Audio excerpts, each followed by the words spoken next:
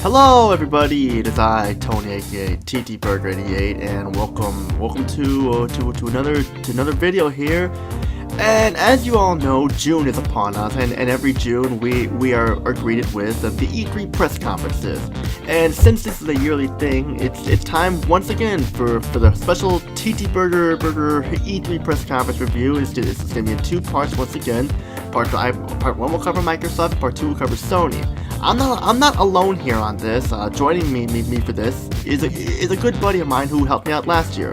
Introduce yourself. Doctor Morbis. Hello, Doctor Morbis. Yeah, this is the guy who wanted me to review all those Barbie games and stuff like that, but we decided, we'll do this together and stuff, just like old times.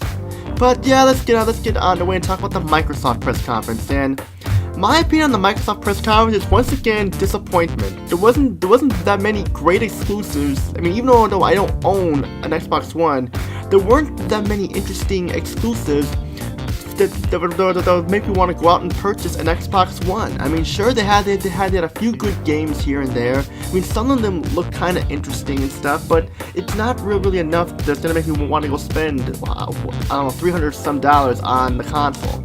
And me and Dr. Morbis were watching this on Twitch TV. And what were your thoughts on Microsoft this year, Dr. Morbis? I thought it was okay. It had a nice variety of games. Not necessarily were exclusives, but they offered it. They didn't, it wasn't like yesterday's EA press conference. They didn't show nothing. They actually showed a nice variety of games. Some of them are coming soon. Some of them coming next year. It was okay. It was nothing it was nothing mind blowing.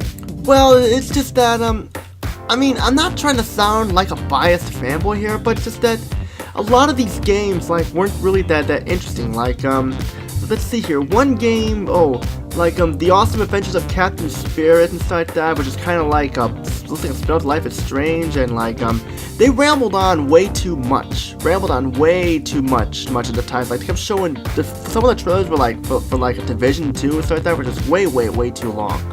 And yeah. It's I mean, sure, I'm not really a big Tom Clancy fan, but the trailer looked cool, but you don't have to keep showing that much of it.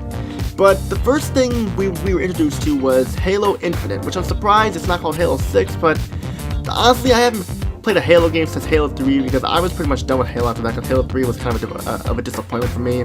Phil Spencer was the leading person of the E3 Microsoft event this year, and they started off with talking about charities, people's money going to charities for games and stuff like that, or something that I didn't really know. But it's they rambled on a little too much. I was like, to get to the games already.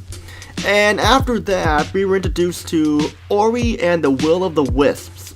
It's a sequel to a game Dr. Morbis here has heard of, but I never really heard of it. I don't really follow Microsoft much.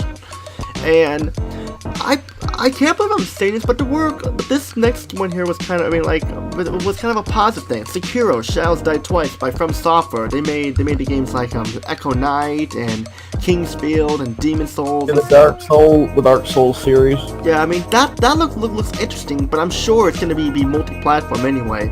And that was kind of the main problem with this press conference. There weren't that many exclusives that anything new. I mean, you had Crackdown 3, which we knew we were gonna see. We had of course Gears 3, which I don't know why it's called Gears 3 instead of Gears 5. I don't know why it's called Gears 5. Gears 6, but maybe, I don't know, this is a different era. Maybe rebranding, I don't know. And Forza Horizon 5, I mean, I only played the first Forza Motorsport. I didn't really care for it. It was Gran Turismo was better. I mean, some of the games were just DLC and re-releases of stuff. It just was I don't really wanna see things that I've already seen before, like Cuphead DLC or so. I mean, Jump Force. This one surprised me, Dr. Morbis. Jump Force, that game that had Goku from Dragon Ball Z and Naruto and I'm trying to think who else. Well, a lot of anime characters. That's pretty cool. Because even though I never really followed those animes, it looks kind of cool. It's made by Bandai Namco.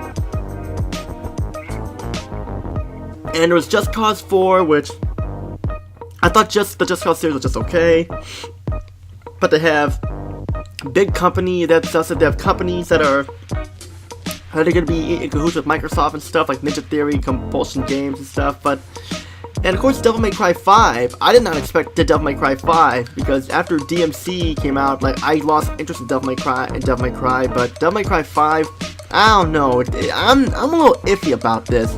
But Kingdom Hearts 3, I was surprised to hear that Kingdom Hearts 3 was going to be on a Microsoft console. This I did not expect coming at all, but to be honest with you, I was talking to my buddy Razorblade1812 about this after the press conference ended, and I know I'm probably going to offend some people here who like Kingdom Hearts, and I do apologize if you do, but if I respect your guys' opinion, Kingdom Hearts 3 looks awful. I mean, the graphics look worse than, They look good? Well, the graphics just look like, as what my buddy Razorblade1812 said. He says it looks like shiny plastic, the graphics and stuff, and I kind of agree. And yet, a lot of the Disney characters that are in this Kingdom Hearts game are pretty much from like modern Disney movies that I'm not really a fan of, like Frozen and stuff like that. I mean, no offense to people who like those movies, but just that's the last thing I expect to see when it comes to a Kingdom Hearts game and stuff. I mean, I expected it to like it was cool to see characters from Toy Story, because Toy Story is awesome. I like Toy Story. I mean, that was cool, but it's like, it would be cool if they had like characters like the Marge Hare and the Mad Hatter and Alice, or like Peter Pan or something like that, or Tinkerbell, or like what they did in the Kingdom Hearts 1, Jack from Nightmare Before Christmas and stuff like that, and have characters like that. I really don't care for these modern Disney characters, so I may pass on Kingdom Hearts 3. I have the first two, they're fun, but I may pass on the third game. I'm not sure. I have to see more of it and stuff, and of course Battlefield 5 was there, but Battlefield 5 doesn't really interest me. I mean, ever since Bad Company 2 came out, I've lost interest in playing Battlefield. Bad Company 1 was well. I wish they didn't make a game just like Bad Company 1, that'd be great. But you haven't really talked much, Dr. Morbis. You got anything to say about any of the stuff we saw at the Microsoft conference today? We've seen some interesting. So there was a couple of games that they showed that looked interesting, like that new Metro game, whatever they're gonna title it. But that looks good. I thought, unlike you, I thought Kingdom Hearts 3 looked pretty good. That last game that they showed, Cyberpunk 77, the people that made Witcher 3, that looks really good. I never played a Witcher game before in my life, but I think one annoying thing was the Xbox Game Pass. Did we really have to talk about that? I mean, Sony has been kind of guilty of talking about like the PSN Gold membership, but these guys just dragged on and on about it. They're talking about all the games. Are these like the 50 plus games that they said they were gonna mention? I mean, that's kind of a ripoff. It's kind of a ripoff. I mean, and Fallout 76. I know Dr. Morbis here is looking forward to that, but I have not really. I feel like that Fallout 3 was the last good Fallout game in my opinion. So, I mean, cool. It's a prequel, cool. But just that, I just really don't really care for like Bethesda games or stuff like that. I mean, except for Oblivion and Fallout 3. So, just saying. But there really wasn't much here to see or talk about. I mean, like Shadows of the Tomb Raider. I haven't really played any of those reboot Tomb Raider games because like I just don't really care for this ultra violent like Tomb Raider games like that. I mean, they had a skateboarding game called Session. That was something I did not expect to ever see. I was kind of hoping it was going to be Skate 4, but I doubt Skate 4 would be an exclusive and stuff like that because the other three Skate games were released on multi-consoles, so I doubt that would happen. But Session, it kind of looks like a rip-off of Tony Hawk and Skate, so I'm not even gonna think about that. And Black Desert, I don't know anything to say about Black Desert or Tunic or so, but like it just felt the same. I feel like I'm not trying to bash Microsoft here, but it seems like they're afraid to try new things and stuff like that, and they are always releasing the same things every year for E3 because they're afraid they're going to lose their fans and stuff. I mean, we knew it was going to be Halo. But things like a lot of these exclusives we already knew were going to be on there, like Halo Infinite and freaking Crackdown 3 and Forza Horizon 4 and stuff like that, and Gears 5 and Gears Tactics and stuff. We knew games like that were going to be on there, so it's not really a big surprise or a big mystery at all. I mean, I was expecting. I don't care for Microsoft anymore because of the 360 red ringing on me. That I chose never to get another Microsoft console ever again.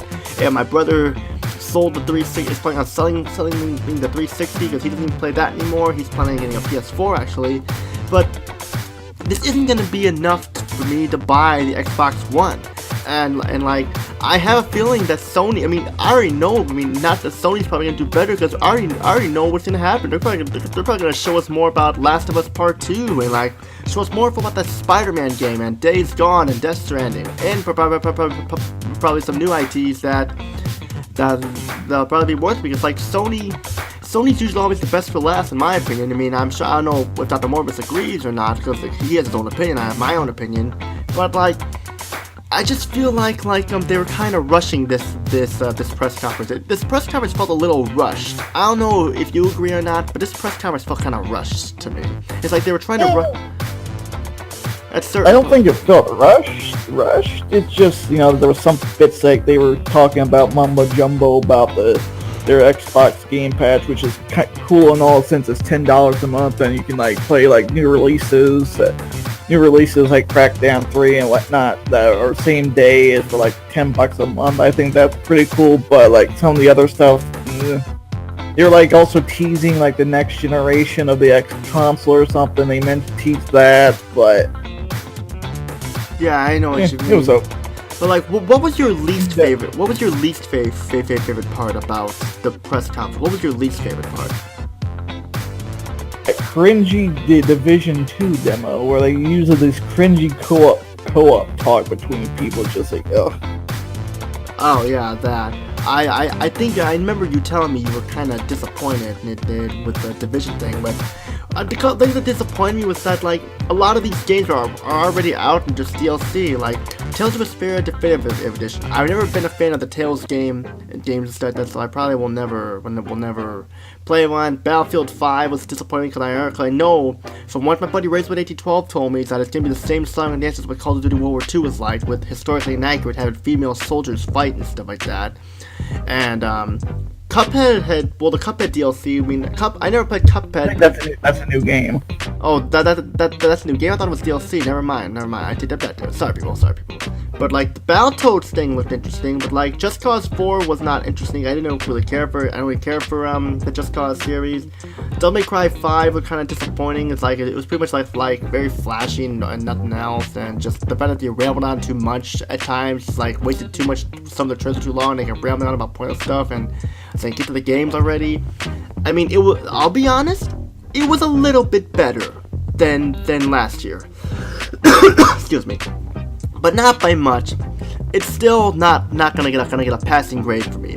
On a scale of 1 to 10, I don't remember what I gave it last year, but I'll probably give it a 3.5 out of 10. They put some effort into it, but not much. What would you give it? I gave maybe a 6.5 out of 10. It was okay. It was slightly above average. They showed something for everyone, but they didn't really have any major mind-blowing announcements. I think they're kind of running out of ideas at this point because, like, I think they're running out of ideas for the Xbox One. I have a feeling the Xbox One is ready to is going to call it quits soon. I mean, that's just me because, like, if you think about it, this year we haven't really heard much stuff coming on the Xbox One. We've heard a lot about stuff on the Nintendo Switch and the PS4, but not really much about Microsoft.